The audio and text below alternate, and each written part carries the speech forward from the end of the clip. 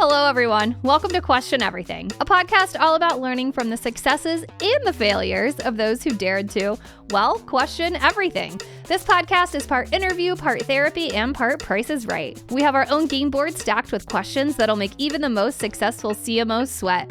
I'm your host, Ashley Walters, CMO and partner at Curiosity. On today's episode, I sit down with Adam Wilson, founder of Decal, a subculture-driven strategic creative agency making an outsized impact thanks to its board of celebrity outsiders.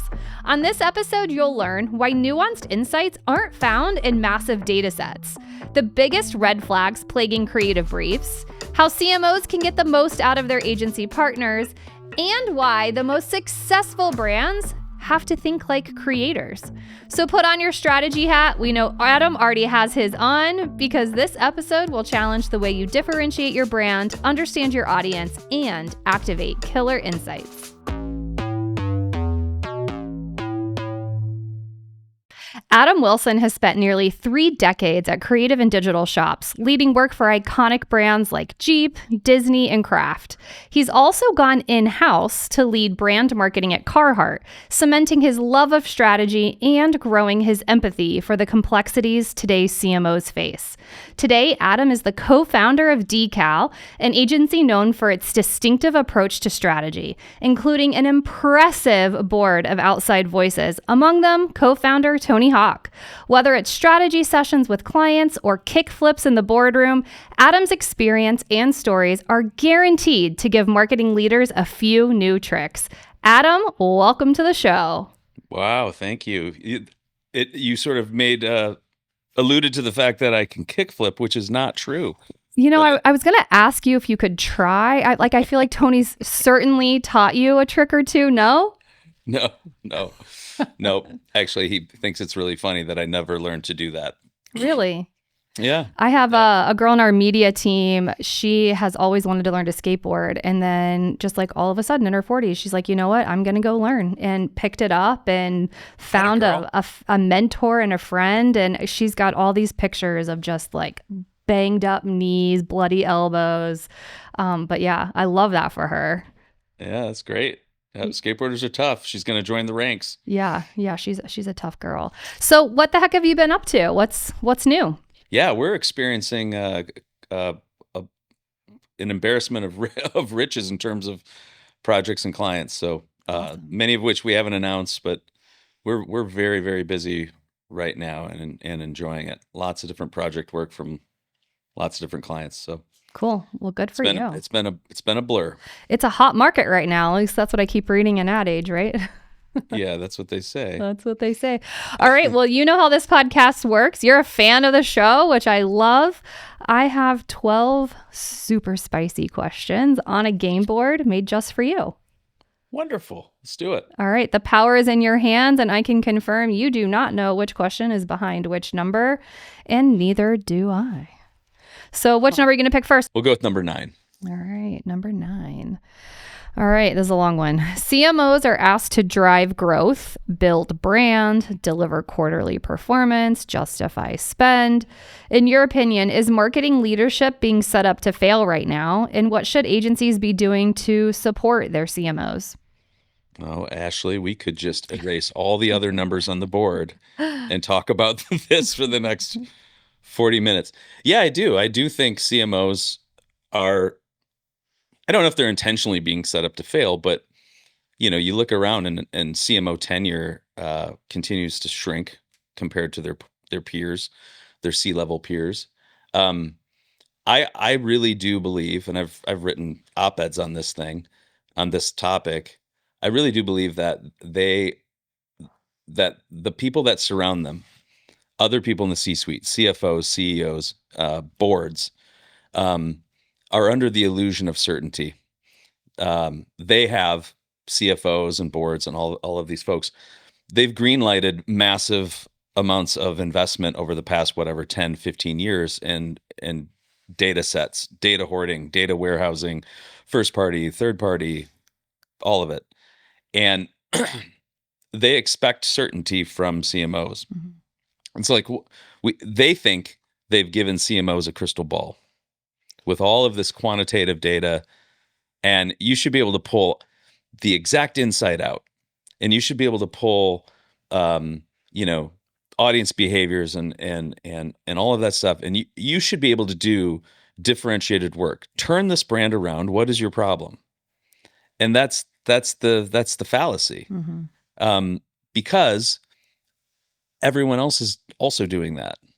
So that's my biggest, I guess, beef with our industry at the moment, and where my empathy for CMOs comes from is that what was it, like 51% of brand leaders say that they don't have the insights to do truly differentiated work. I think it was like a Lions State of Creativity report.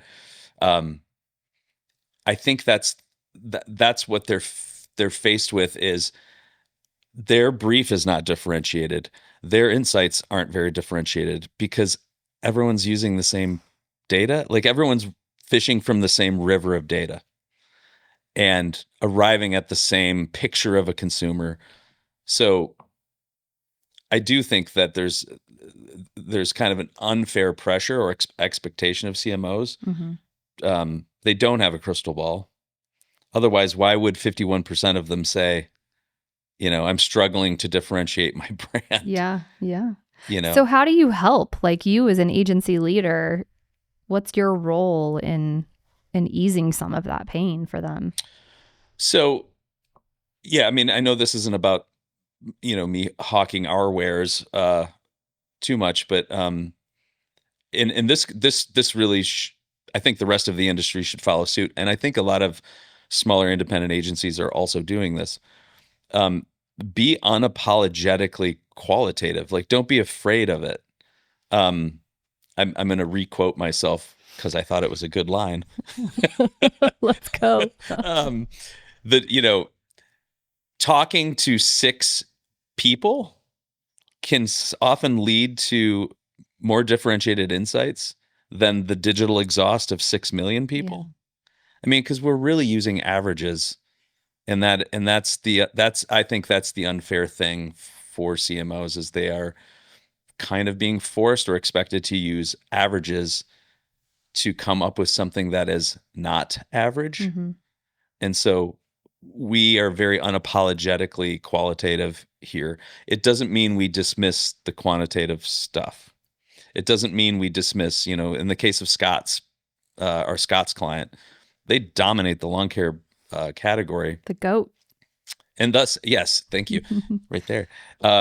And they know everything there is to know about their audiences. Like, they've been in this they dominate the category. They've created much of the category, but there was still some areas. There were still some blind spots, and the way we approach strategy is to go into their audience segmentation, double click, triple click through the lens of subcultures, which is a bougie way of saying, what are these people interested in? Yeah. And talk to them that way, like the old-fashioned way, like have one-on-one interviews and talk to them about the things they're interested in. Maybe just hold back on the lawn care questions right away. Like, when you sit down at a dinner party, you know, are you gonna just start asking people? Yeah, are you gonna start with like their demographics? Yeah. You know, what's your household income and all? Like, no one likes talking to a person like that because they exist. People light up when you start talking about the things they're interested in. And the last thing I'll say about this is, you know, we often get pushback. You know, well, I'm a national brand. We are a general, you know, sort of general audience sort of brand, mainstream, whatever. Is this too narrow to go through the lens of subcultures? And, you know, the question is no. The question is the answer is you need to get narrowly focused. You have to differentiate further upstream. Our industry has, in my opinion, for too long relied solely on creative to create the differentiation. And I think I speak for a lot of creatives. Actually, give me a differentiated brief, and the work will already have sort of a head start. Yeah. On differentiating the brand. Yeah, and you can tell the work that started with a good brief and the shit that doesn't, right? I mean, even in the Super Bowl, you can kind of hand pick, like, I could write that brief. That's a really freaking good brief. Yeah. Yeah. All right. All right, my friend, let's go back to the board. All right, we're going back to the board. Got a little nerdy on that last one. I like it. It's good advice. All right, let's do number one. All right, number one, you put your AI agent Hank on your website. How has this level of transparency changed client conversations around the use of AI? I love this coming off the question we just talked about, which is like so human, right? And now let's talk AI a little bit. Yeah. Well, I think, everyone's using AI. We're using it a lot. At a personal level, it's somewhat begrudgingly, as long, so that aside for a second. Our clients are seeing us use it, generative AI to pre-visualize things. And that has been a boon for us. I'm sure I speak for a lot of agencies. It used to be that the thing that was in the way of showing a variety or a spectrum of work against a brief was just the time it took to visualize, Photoshop things, find images, blah, blah, blah, right? So we're feeling like we can show more work, a breadth of work, explore strategies and territories a lot further and deeper because of generative AI. I think we're starting to get past the keeping it a secret that we used AI to get a start on strategy or to, shake down a big Excel spreadsheet full of data or whatever. We're pretty open about it. As a matter of fact, we have we build custom GPTs for each of our clients. We call them oracles. It knows everything about that client, starting with the RFP sometimes. Yeah. So, there's our SOWs are in there, our MSAs are in there. Like everything's in there. So you can ask it anything. They're so effective that we've even had a couple clients were like, can we use that? And they're using it to build their presentations internally, and we keep them updated. So, you have to do that. So I would say we're at the point of sort of ubiquitous transparency in terms of how we're using it, what we're using it for, Is any AI showing up in any of your final creative now, or are you trying to draw a line there? So soon, okay. Soon you'll see that. And I would say it is being couched as a test because we know that we have to be really careful about, like, it's got to be good. Like this particular thing we're going to do, it's got to be funny. Like to ensure that we partnered with a writer at Comedy Central and all of that stuff. Right. And when we look at it, we go, okay, if there was budget, we would have gone to a 3D animation shop like the Mill or whatever. Yeah. But there isn't. And so let's just make sure the idea is really good.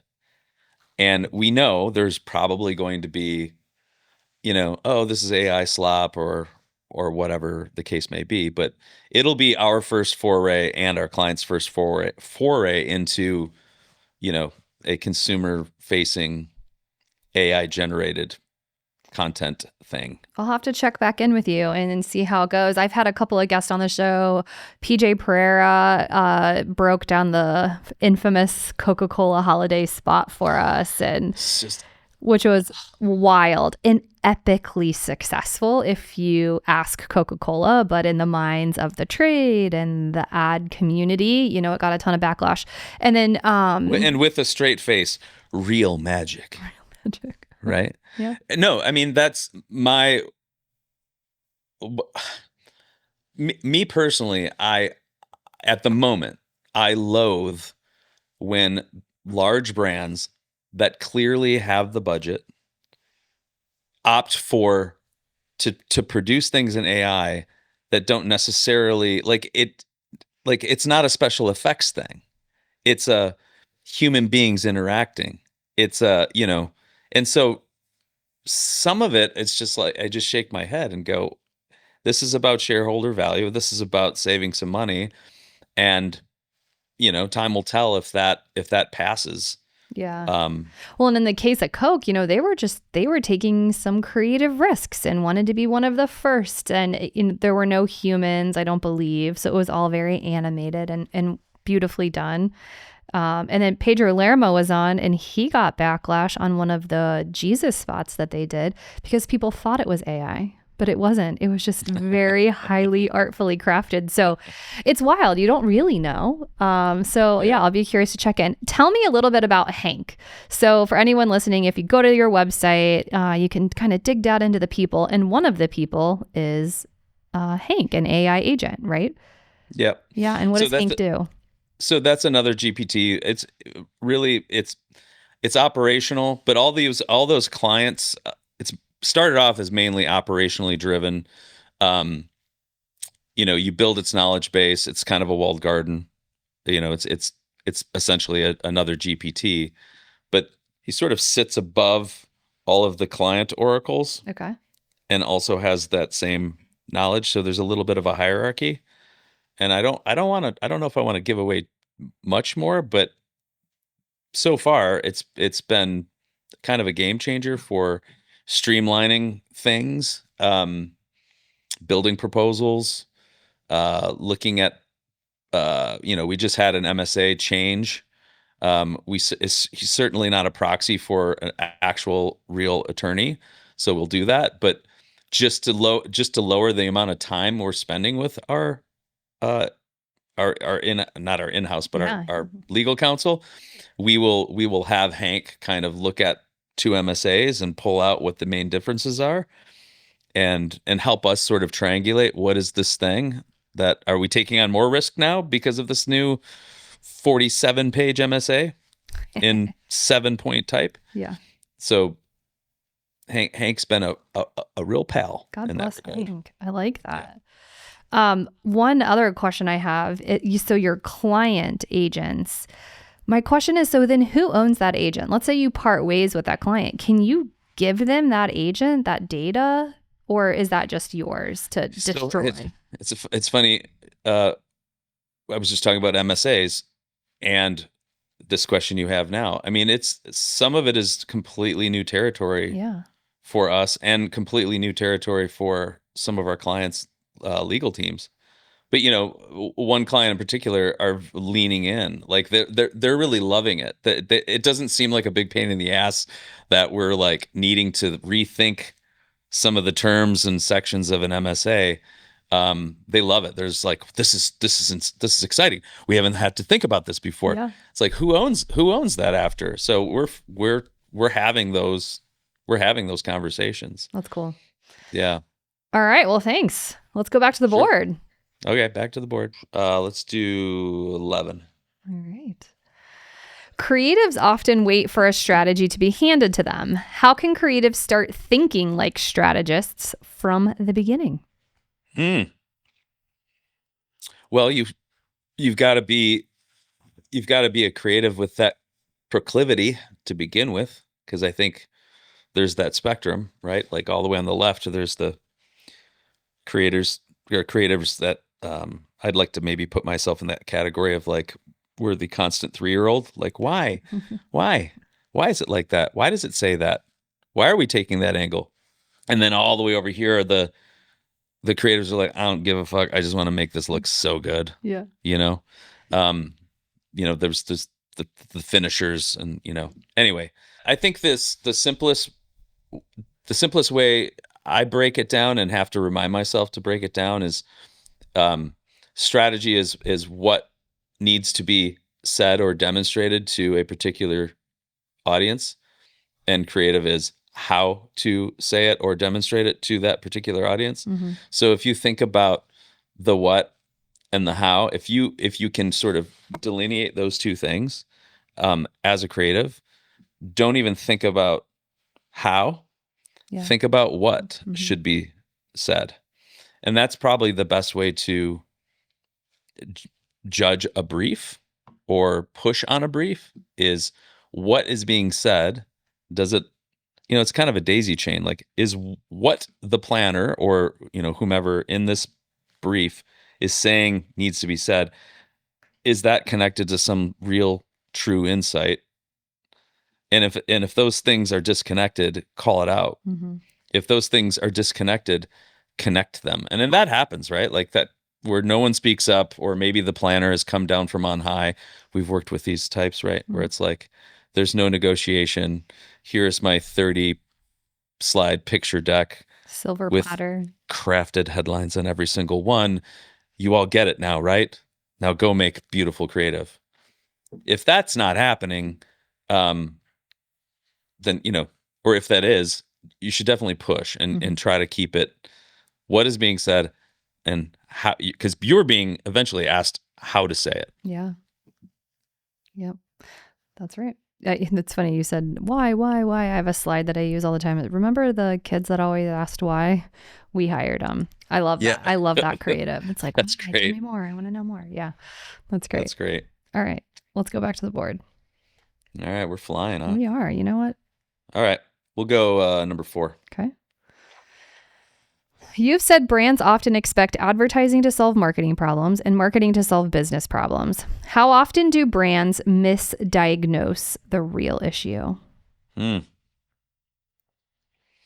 think it happens a lot. Mm-hmm. And now you're going to ask me for examples of which I have none readily available. Yeah, I mean, we're working on a sizable RFP right now, and it's really clear to us that they're asking for a new paint job when the plumbing is fucked up. Yeah. And that we're going to try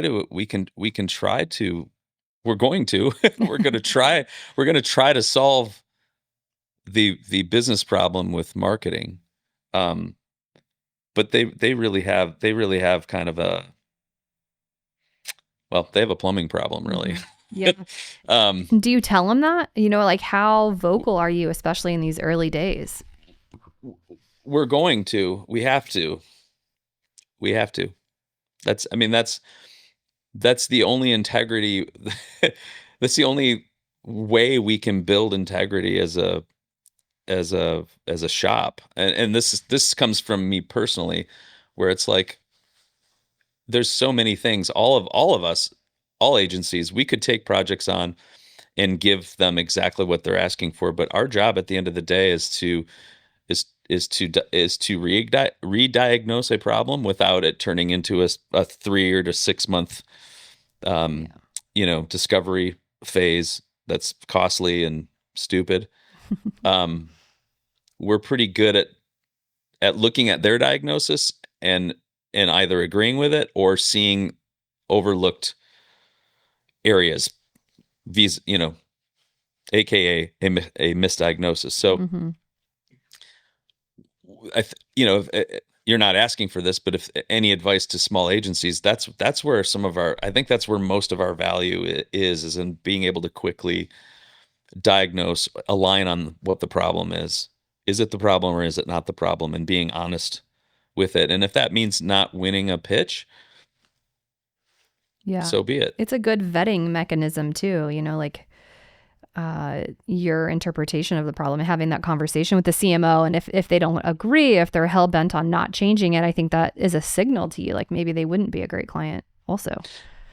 That's true, but the temptation is there. I mean, we're a small shop, and this could potentially be a very large piece of business for us.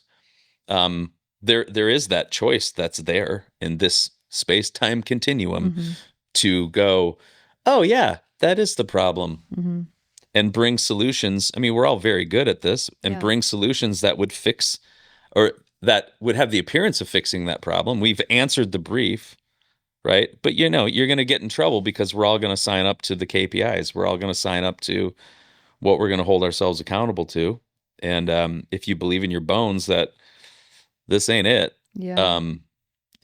so you'll make a bunch of money, and you'll get some work put out there. But at the end of the day, at the end of the engagement, it might only take 10 months, 11 months for all of that to catch up to everyone.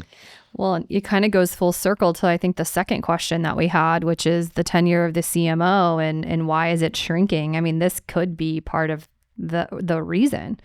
I think a lot of times they maybe are set up a little bit for failure because the problem is wrong. It starts there. It starts with the challenge that they're incentivized usually to solve. And if that's wrong, the rest of it's wrong. Like you said, you get 12 months, maybe max. Yeah. And all of us have to remind ourselves of like, what with great power comes great responsibility. Like, what happens after you've identified the problem, whether that's right or wrong, and everyone sort of locks arms, the machine goes into action. Lots of money gets spent. Yeah. And it's it doesn't end well if the problem has not been correctly diagnosed. Very true. Yeah. All right, let's go back to the board. I think we might be solving the whole industry right now. You know what? Just us two. That's what we do on this show. I love it. You came to play.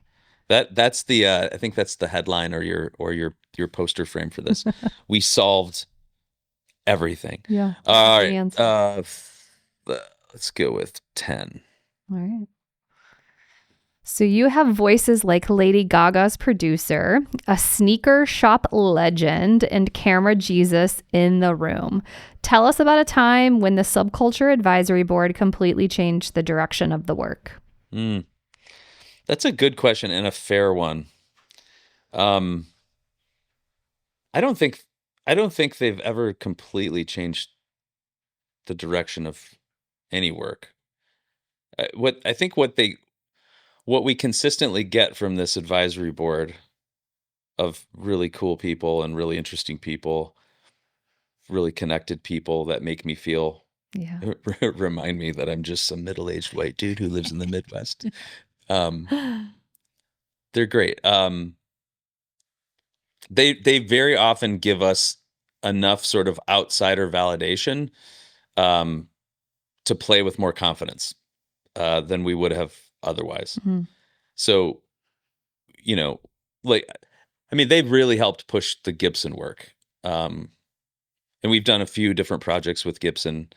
The remit there is, here's a guitar brand that has this sort of Harley Davidson problem. They're perceived as like, well, that's the guitar for speaking of old white affluent dudes who basically put them on walls. Mm-hmm.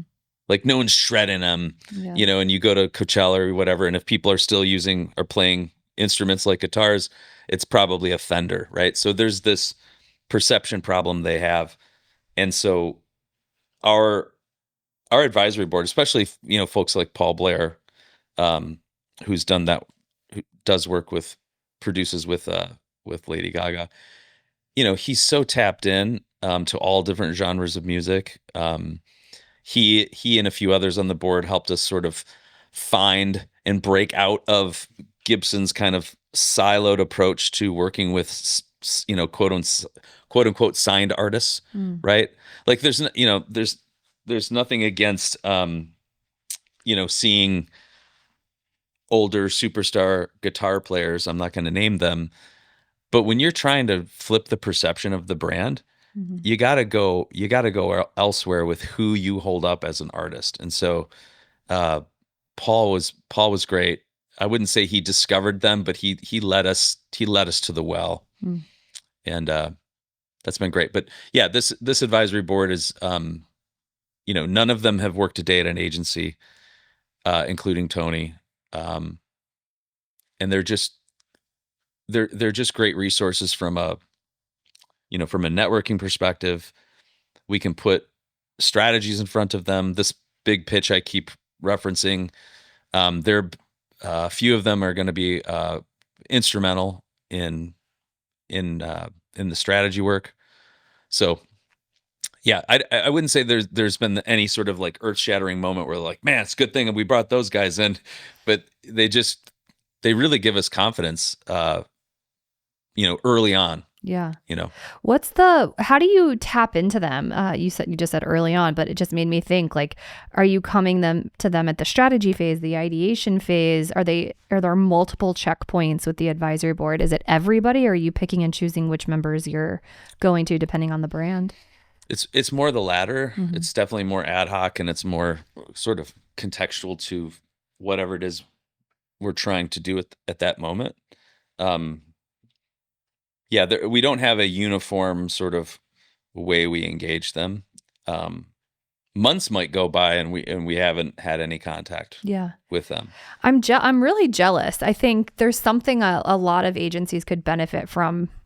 I'll call it like a system like this. Like I don't think I could get the types of people you get. My agency is a lot different, but I love the idea of outside influences and influencers being available to help you through a strategic challenge, help you really finesse a final creative idea. I think it's brilliant. I've gotten the opportunity to work with Ad Council, and they have something very similar. And there's this moment in time in the process where you present to the board and you're getting all of this incredible feedback. And I've always thought, like, damn, how do I replicate that? And you've done it. So that's pretty incredible.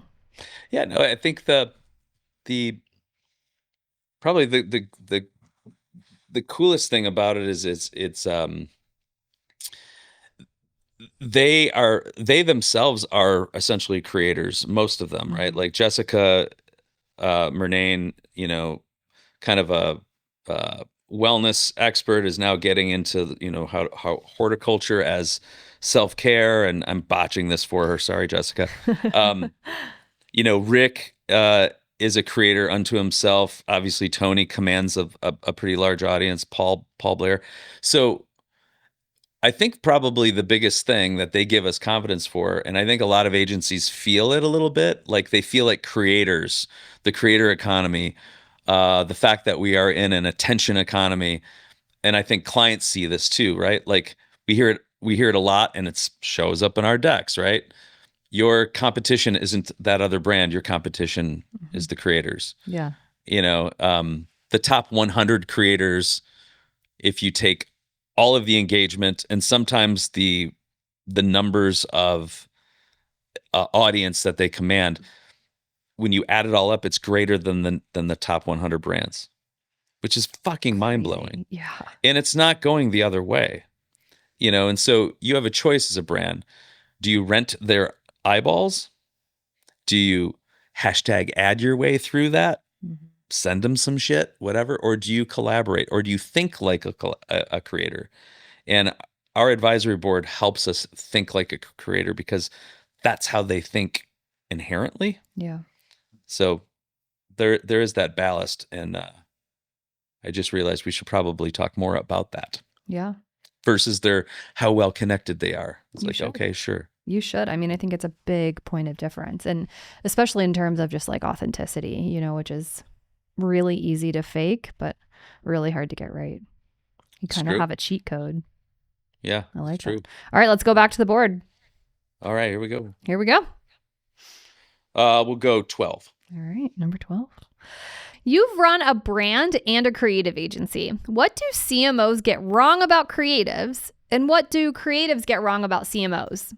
Well, I mean, there's the cliche of, CMOs might see creatives as only wanting awards, right? Yeah. Oh, totally. And maybe creatives see CMOs as all they want is to sell more stuff. Yeah. It's like, well, that's all you care about. Of course they do. We're here to grease the wheels of capitalism, folks, whether you like it or not. Very true. So it seems like those are the two. Those seem to be the perceptions. I think some creatives get mislabeled that way. I mean, mm-hmm. I've been doing this a long time, and I still sometimes feel like I have to remind our clients, like, no, we want to hit our KPIs on this. Like we want you to sell products, or we want to flip the brand perception. Yeah. Like we want to do that. So I think it's incumbent on both sides to I think that's just goes for life in general. Just make sure everyone is open and honest about what they want out of this. Yeah, your intentions. Yeah. What any advice you would give to a CMO just to like get the most out of their creative agency? Any tips or tricks or? Yeah. Well, we'll go back to the what and how, right?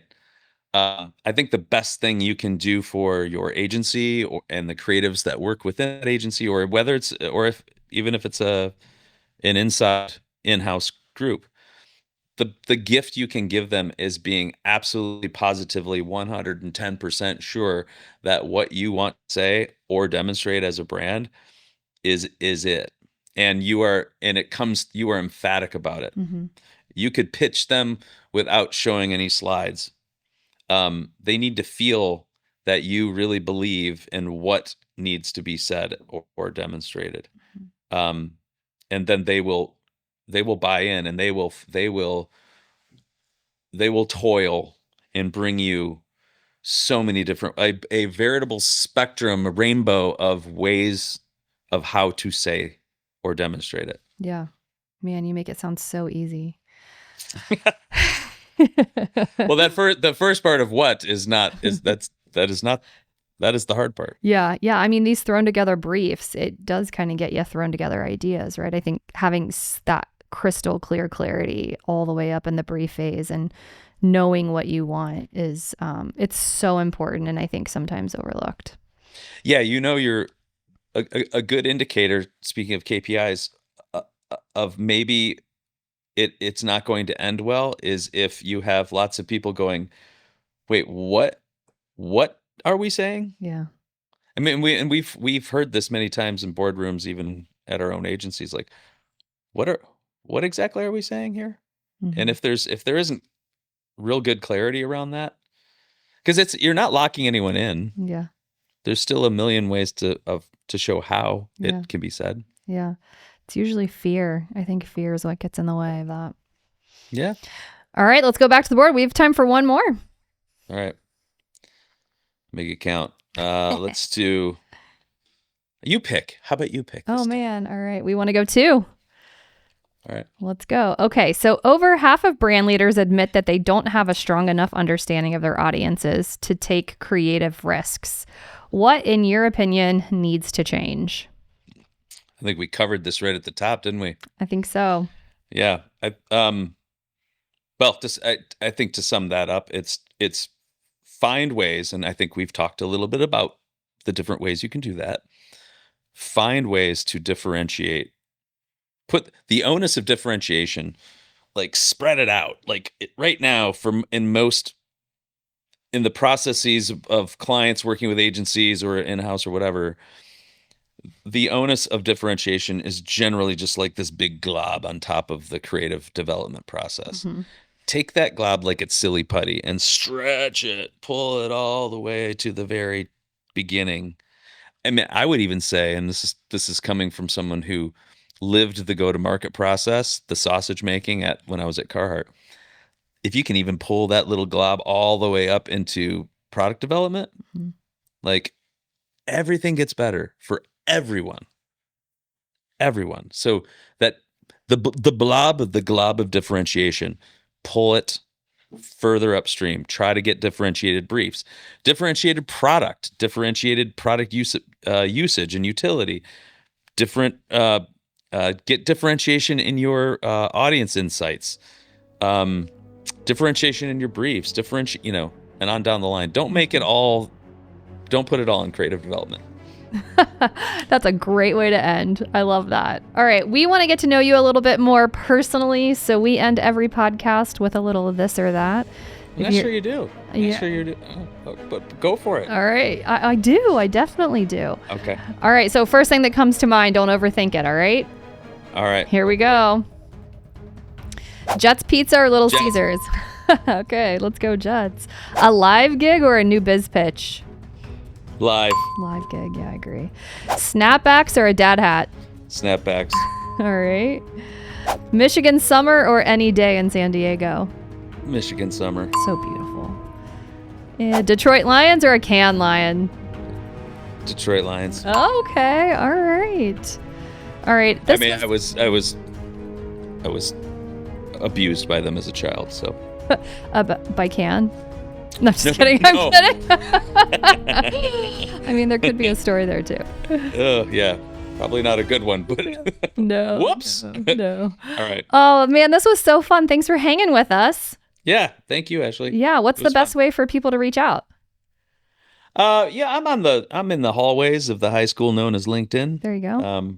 So you can find me there. We'll hit you up there. Yeah. I spent some time there reluctantly, like most of us. I do too. It's kind of it's my favorite platform, I think. Do you? Yeah. I do. Yeah, it's a love-hate. It's a love-hate thing. Yeah. All right. Healthy. Well, it's been real. Yeah. Thank you so much. Thank you It's been so fun. much. All right. All right. See ya. Bye-bye.